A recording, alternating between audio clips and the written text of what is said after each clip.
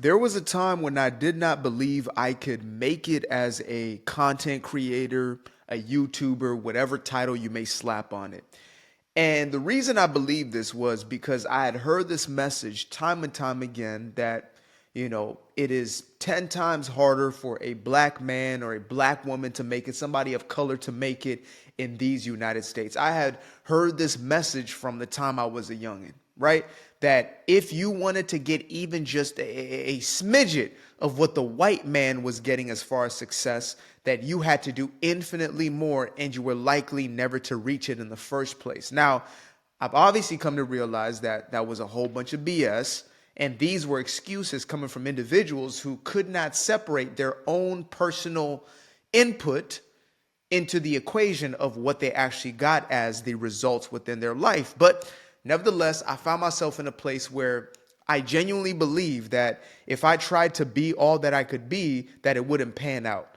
That, y'all wouldn't listen, y'all wouldn't tune in, that nobody would care, and that I would just be, another black face echoing my message into the oblivion, while guys like, the Paul brothers, Logan Paul and Jake Paul, got all the views, the clicks, the millions of people subscribing, the millions upon millions of dollars flowing into their bank accounts. I believe that this was reserved for the Mr. Beasts of the world.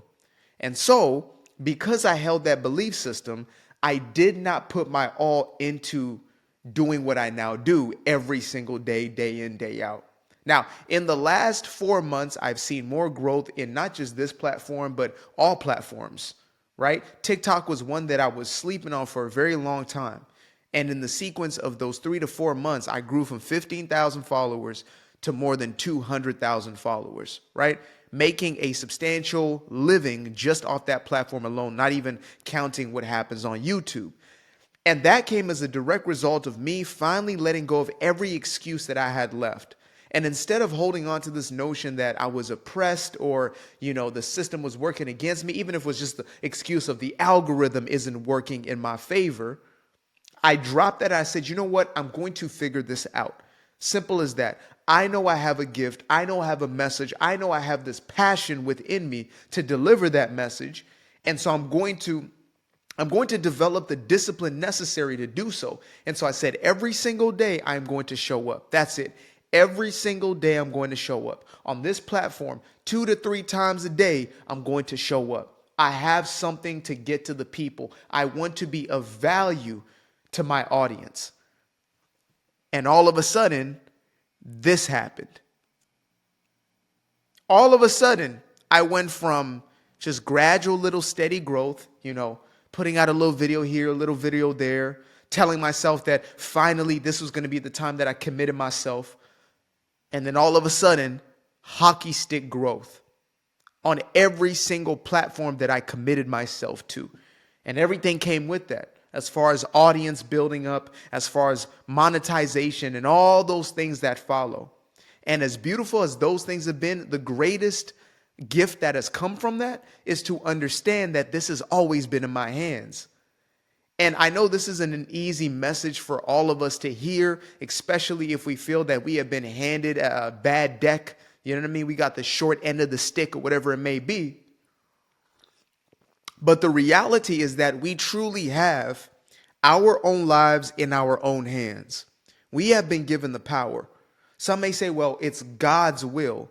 Well, God's will is already built into you. God's will is that you become all you can be. Everything that you are going to be is already built into you. It is your job to uncover and unpack who you truly are and all that you truly are. And so if you go through life blaming the system, blaming others, right?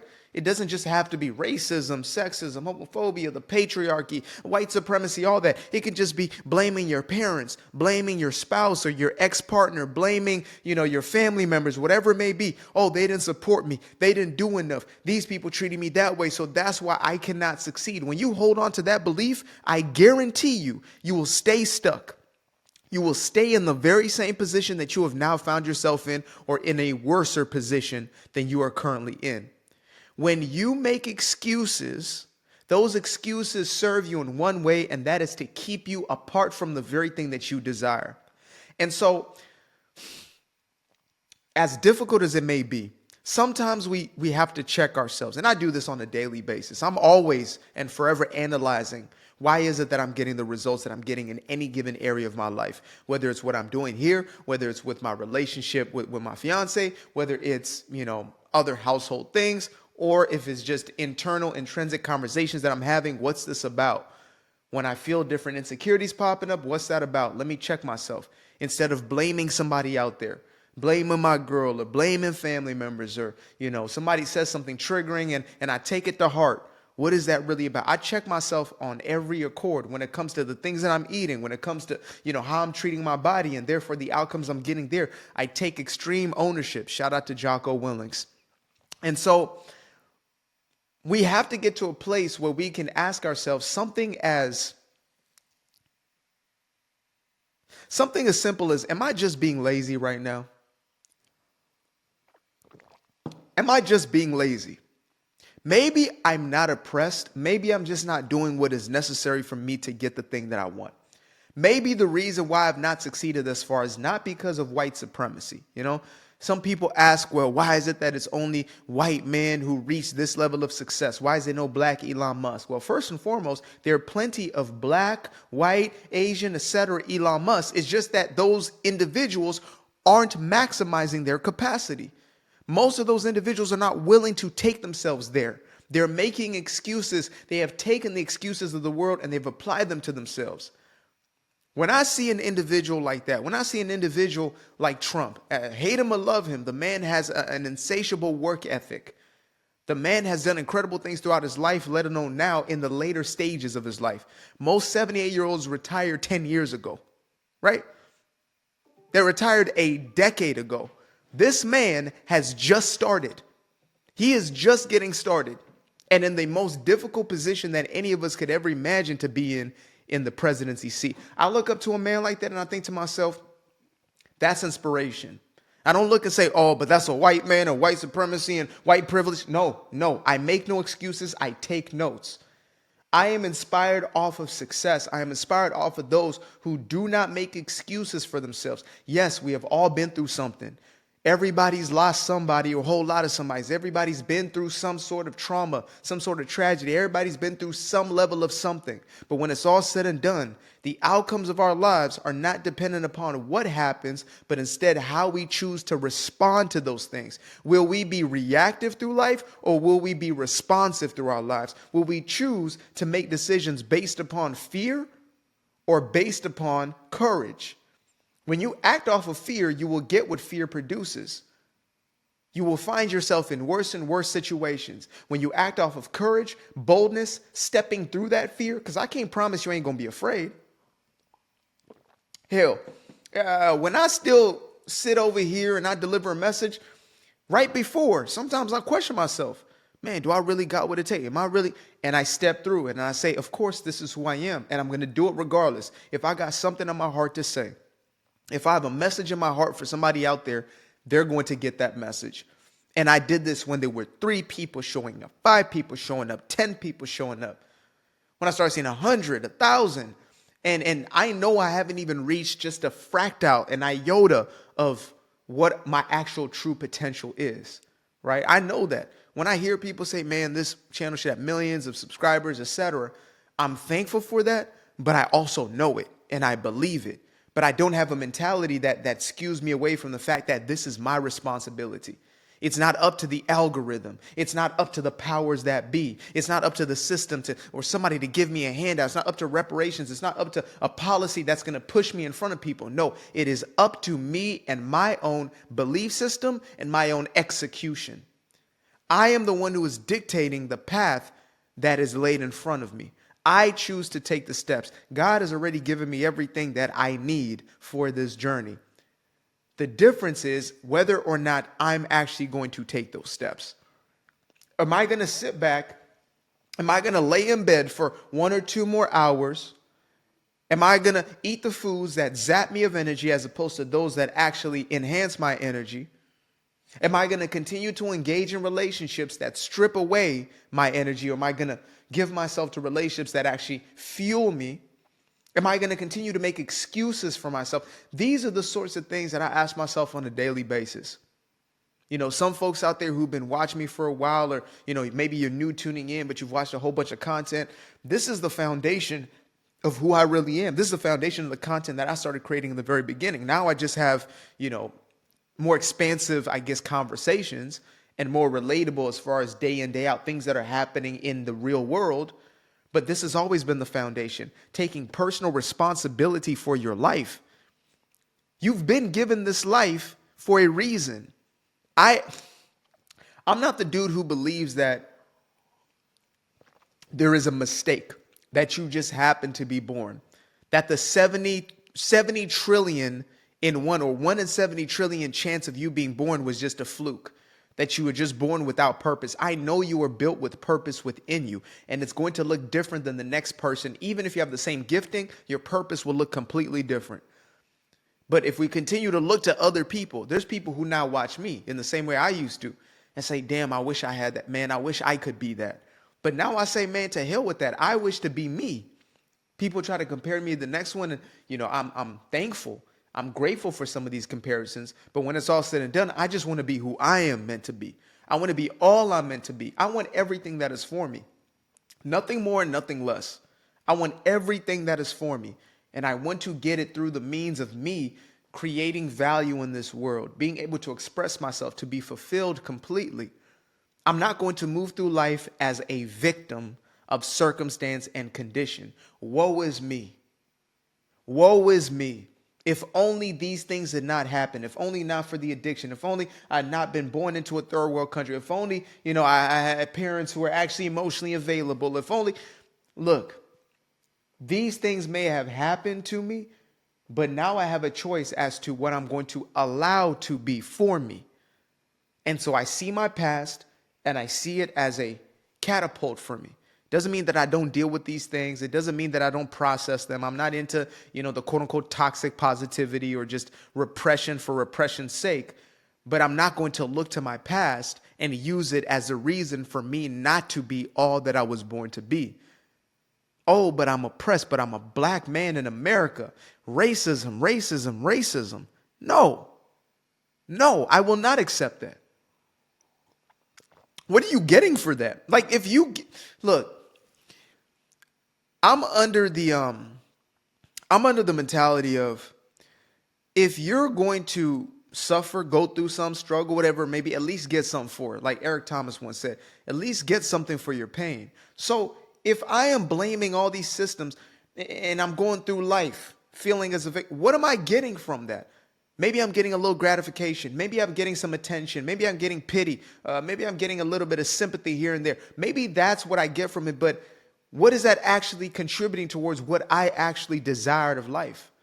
I don't want a reparation. I don't want somebody to pat me on the back and say, I'm so sorry, here's a handout. No, I want the information and I want to go get it. I want to know that I can do it.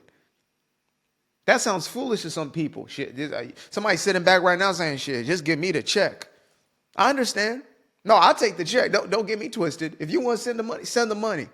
But I want to know that there was value on the other side of it. I want to know that it was something that was earned at a certain level. Not that I had to show that I was worthy of such, right?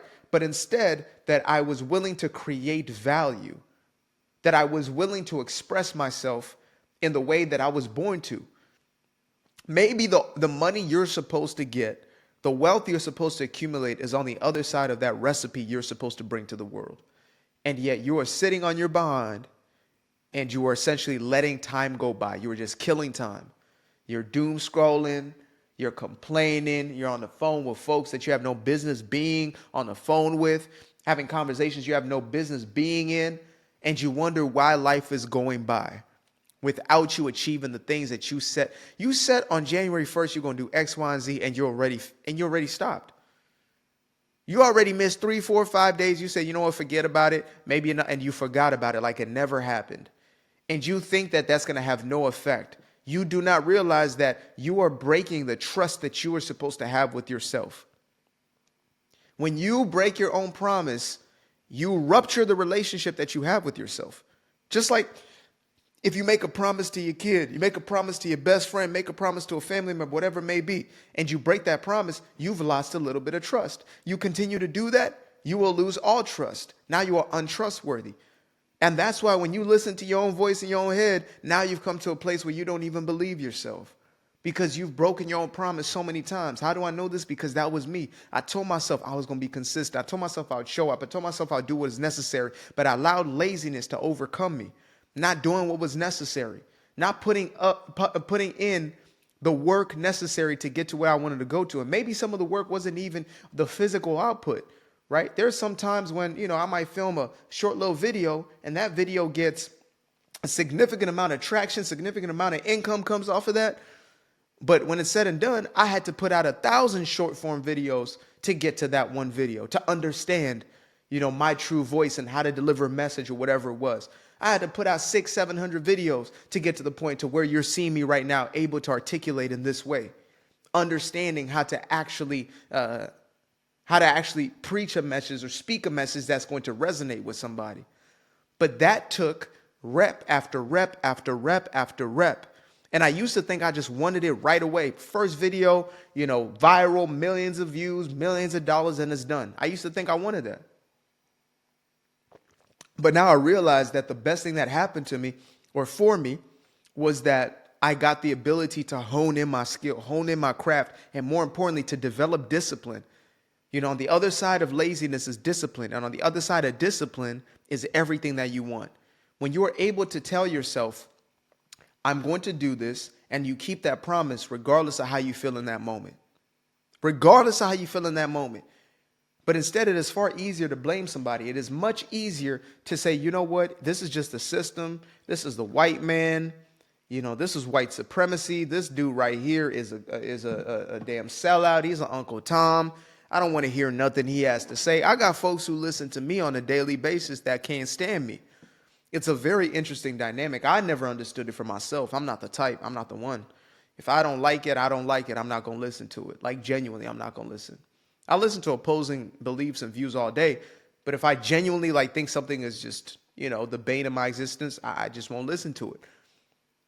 But the reason why those individuals are listening is because I'm doing what I'm supposed to be doing.